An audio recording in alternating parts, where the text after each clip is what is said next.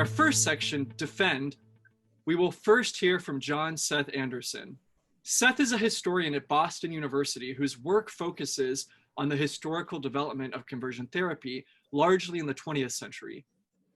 He is the author of 2 books on the history of the American West and is published in numerous outlets, including the Washington Post and the New England Journal of Medicine. And with that, I'll turn the microphone over to Seth. Awesome. Thank you, Michael. They're very nice things. Yes, like Michael said, I am a PhD candidate in American history at Boston University, and my dissertation is focusing on the history of conversion therapy. It's surprisingly an overlooked topic that I find ceaselessly fascinating, and so I was very pleased to be able to talk about my work today. Ask an academic to talk about their research and they'll talk your ear off. So I want to give a few just what's the word I'm looking for? Like upfront, like some things to think about as I lay this history out, which is, one is about terminology. I'm a historian of American political history with an emphasis on history of sexuality. And that is kind of difficult because the things that we study in the history of sexuality are not eternal concepts and names. They change, they emerge, they're disputed. And so it makes it difficult to talk about historically, because when I'm talking about something that's gay, we mean something very specific by that. When we're talking about conversion therapy, that means something very specific. So I'm going to be using the term conversion therapy, although for most of the history that I'm going to be presenting, they didn't call it that, but they were doing something like it. So I'm just going to refer to it as conversion therapy for our purposes today. Second, this is also a very American-focused history. So for the international panelists, I apologize that I don't have more to add on international issues. That's still, I think, another really fruitful avenue for research for the future that I would like to do when I finish my dissertation, is look at these connections, these transnational issues. And also, I just want to say this is fairly a male-centric history. I will bring in women and gender minorities when I can. What I can do as a historian is just use the archives, the records that I have to make my arguments. And a lot of it is focused on men. Other historians have looked at history of women's sexuality and lesbianism. And there's reasons why that kind of comes online later. But women are a part of this story. Specifically, women doctors are a very interesting part of this story that I want to highlight. So there's several ways then to approach this history, and some that have been written about in the past focus primarily on this intellectual history of doctors, therapists, psychologists, psychotherapists, which is an excellent way to approach this as a beginning point. That's very helpful, and I'm going to refer to that because those add these signposts to kind of tell us where we are, where we're going. I'm a cultural and social historian, so I'm very interested in the social and cultural context in which people live, why they make the choices that they do, what constrains them, what opportunities do they have. So I'm going to focus more on the people rather than doctors and what doctors are thinking and saying, although that's an important component of this story. Well, the way that I'm going to divide it then is we can think about this history in 3 really distinct periods. So the first one's going to be the end of the 19th century up until about the 1930s, 40s.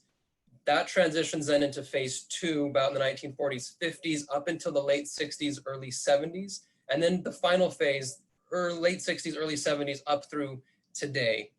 And those are the 3 phases that I'll give you a 30,000-foot overview of today. The thing that does kind of hold all this together that has been surprising to me as I've done this research is the idea of gender within it. Doctors early on aren't really concerned about the sexual object choice of people, although they are. I'm not saying they're not, but what really everything seems to radiate around from the earliest days until today is this idea of gender. And if people could just behave more masculinely or more femininely, that some of these issues would resolve themselves. I was surprised to see that thread so obvious throughout this entire history. The first thing then to notice is that by the late 19th century, doctors start to recognize what they're calling now a homosexual. This is a new word that emerges in 1869, comes to the United States by about the 1870s within medical texts and medical discourse. They're not sure what's going on. They're trying to explain how come certain people are trying to have same-sex sex all the time. Previously, people didn't think of themselves as having a sexual orientation or being a homosexual or a gay person. Sex was something that you did that had legal ramifications. This is where sodomy comes from. But by the end of the 19th century, this begins to change, and people begin to think of themselves as having a sexual orientation, having a gender identity. This is why Michel Foucault, who's a famous French philosopher, writes in his book, The History of Sexuality, that it's the end of the 19th century that the homosexual is discovered as a species, is his famous line. So doctors in the United States, the earliest that I'm able to find is the 1870s, who are aware of this new phenomenon they're seeing and trying to understand it, trying to theorize what they can do. A lot of this early work then focused, or efforts at correcting what they perceive to be non-normative sexual impulses, was through surgery. There is a lot of the original focus seemed to be on the gonads. There was a lot of focus on testicles. So early surgeries to correct sexual abnormalities was castration. That changed into testicle implants by the late 19th and early 20th century. I found some records of procedures known as bladder washing and rectal massage, which is what sounds like. The bladder washing, the idea was that it could flush out the bladder and remove these homosexual cells that were in the body. Same with rectal massage, where it's kind of funny but weird that basically they used a sex toy with the idea of thinking that this would remove the homosexual cells from the body, which would then allow it to perform, normally. These early efforts of bodily modification through surgery begin to fade in favor of something else. By the early 20th century, into the 19-teens, 1920s, surgery isn't used anymore, but what has taken its place is Freudian ideas of psychoanalysis that has come into the United States in the early 1900s and really taken hold and root as a way to explain mental issues within people. And it's a new theory that puts forth that that doctors, psychotherapists can determine the path of where development went wrong and correct it in the mind. At the same time, there's a new field of sexology that's coming into its own, that's also speculating and theorizing on sexual and gender issues. Also, at the same time, the field of, we know them today as psychiatrists. They were then called alienists. They had been working in the 19th century in mental institutions. Alienists begin to come out of mental institutions and into the public sphere and offer ideas about abnormality, about normal behavior, about other types of mental illnesses. They're starting to classify things, to posit answers as to how they can be fixed. So that's the early 20th century. The real interesting take-home point, I guess, for this early phase is that there is no real one way of thinking about homosexuality and how to treat it during these years. There is as many theories and there is as many answers as there are people writing about it. One of the people that I study, who's really fascinating, is a man named Abraham Brill. He's considered to be one of the first psychoanalysts, if not the first psychoanalyst in the United States. He works very closely with Freud. He's known to translate Freud's work for the first time into English. He is one of the co-founders of the New York Psychoanalytic Institute, and he's also the chair of psychiatry at Columbia. At least by 1913, I'm not exactly sure when he gets that position, but by 1913, he's there. And he kind of like Freud, Freud takes a position later in his life that really the homosexuality probably isn't something they can change. You may have come across or heard or read this famous letter from Freud, I think generally referred to as Letter to a Mother, where she writes and says, my son's a homosexual, what do we do? And he writes back saying, well, we're not really sure why this is, and we're not really sure we can do anything. And Freud writes, it's probably not an advantage, but it shouldn't be a disadvantage either. So, maybe just some people are gay and that's just how it is. Brill kind of takes the similar approach, that he was interested in the issue of homosexuality. He works with gay patients. He's also one who puts forth early ideas saying, there's nothing wrong with gay people, these homosexual people that we're seeing. The problem seems to be other people. They seem to be fine. There's another man that I study around the same time named Harry Stack Sullivan, who's a psychiatrist. And in the 1920s, he works in Baltimore at a hospital called Shepherd Pratt, where he's working with gay men and theorizing about, he's one of the early people to write about schizophrenia and homosexuality. I don't want to be too reductive in what his methods and what his work was, but he worked with gay men at this hospital. And he seemed to take the approach that when the people in the hospital accepted themselves as okay, that they could leave the hospital, which is kind of messes with our understanding of this early period of medicine and homosexuality, when we sometimes, I think erroneously, that doctors discover homosexuality and then just attack it and want to eradicate it. And that's really not what I see in my work. I actually see a lot more benevolence with these early doctors and psychiatrists with their patients, really trying to understand what's going on, why their clients feel distressed, and how best to help them. So Sullivan works with gay men in the 1920s. That leads us then kind of into phase two, into the 30s, 40s, 50s, which is the phase I think most people think of and conceptualize when we think of conversion therapy. It's the era that a doctor named Jack Drescher, who's written extensively about this history as well, has referred to as conversion therapy's Gilded Age, meaning this is the moment when these ideas are all kind of converging and coming together into one particular professional orthodoxy, which is that homosexuality is a pathology, and yes, it can be changed. I trace this turn to the 1930s, 40s with a man named Sandor Ratto, who was a contemporary of Brill's. They worked together. He also helped found the Psychoanalytic Institute. They have a disagreement. There's in the 30s, there's some historians have referred to it as a civil war within psychiatry in New York, and they kind of break apart. Ratto is one, we could think of him as a neo-Freudian, where he disagrees with Freud and says, no, absolutely, we understand what's wrong with people. Homosexuality is a pathology, and we have the tools to fix it. He then moves up to Columbia and he trains and works with a lot of people there. And this is kind of that origin point that I can point to, where that thinking becomes a lot more ossified. And this then would be the era of people's names that you might have heard: Charles Socarides, Lionel Ovesey, Irving Bieber, Lawrence Hatterer to a lesser degree, who are getting trained in the 50s and in the 60s, doing studies, writing papers, publishing books, speaking in the media about this idea that homosexuality is a pathology and it can be corrected. This is also the era then when conversion therapists and their methods get a little more aggressive, violent, we could say, which is interesting because it's kind of a return to the idea of something being wrong with the body, which had already, we've seen, this is the era of aversion therapy techniques. This is the era of electroshock therapy, transorbital lobotomies. It's important to remember, though, that these weren't necessarily directed just towards gay people. This is because in 1952, when the American Psychiatric Association classifies homosexuality as a mental illness for the first time, that it gets lumped in with all those other issues, schizophrenia, depression. There's many in the 50s that they identify. And because it's part of this mental illness, all the methods of treating that are directed towards homosexuality as well. Interesting to note, is that not everybody's on board with this development. There is a small minority of people who challenge the profession and say that they're doing it wrong. Interestingly, I think a lot of these people who are opposing this development are women doctors.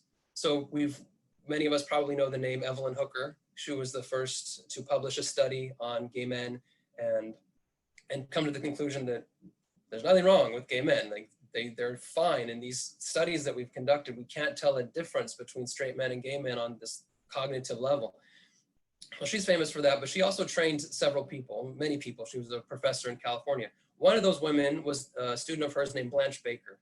And very little has been written about Blanche Baker. Very few people know who she is. I think she's a fascinating character. She's a psychiatrist she was born and raised in Ohio. She comes to California in about the 40s. She's a psychiatrist, and she's, by the 50s, quite a darling, a beloved figure within the homophile movement on the West Coast, which is the Mattachine Society and the Daughters of Bilitis, which are the two first gay and lesbian organizations who are fighting against psychiatry and legal issues and religious issues for the rights of gay people. She is a columnist for the paper, it's a magazine they publish called One Magazine, and she writes a column called Toward Understanding. It's this kind of Dear Abby style column. And she very publicly takes a stand against psychiatry's position on homosexuality in her writings, in her public speeches, and her appearances even on the radio. She is one of the first to talk publicly about homosexuality and how psychiatry is just getting it wrong. She unfortunately dies in 1960 at a very young age. She's only about 53, 54 when she dies. And I've often wondered, and it's impossible to know because it's a counterfactual, but I wonder what the history of conversion therapy looks like throughout the 60s had she lived, had she still been able to take the positions that she did. I think it's interesting that it was women who challenged the idea in the 50s. And my argument for that is because as heterosexual women, they could challenge the field of male doctors without bringing suspicion on themselves as being gay, where I think a male psychiatrist might hesitate to take too public of a stance for fear that he'd be perceived as being gay, but women doctors could do it.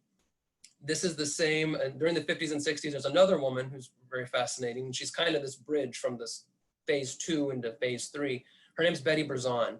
She's also trained as a psychologist with Evelyn Hooker.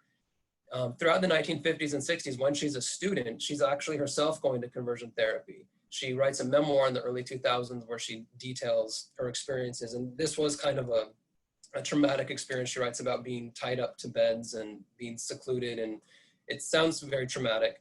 She's becomes famous for a lot of reasons. One of them is because she's one of the first people to come out publicly in the late 60s.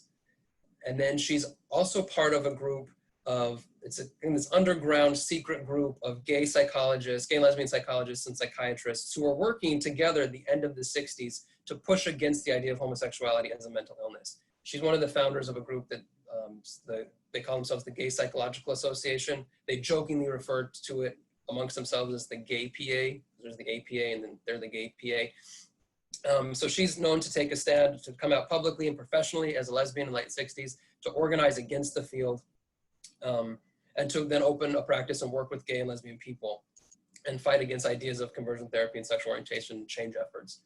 In the 60s as well, mid 60s to late 60s, lots is going on. A lot of things are happening in the 60s in the United States. One of those is also the anti-psychiatry movement. So within the profession, there are other doctors like Thomas Sawes, Judd Marmore, who publicly start to critique psychiatry broadly, not just its stance on homosexuality, but just as a field, saying you all think you have all the answers, that you can define what's normal and abnormal. You have no idea. You're just making up this mental illness stuff. That's part of the movement. And then simultaneously, there is a student movements protesting in universities.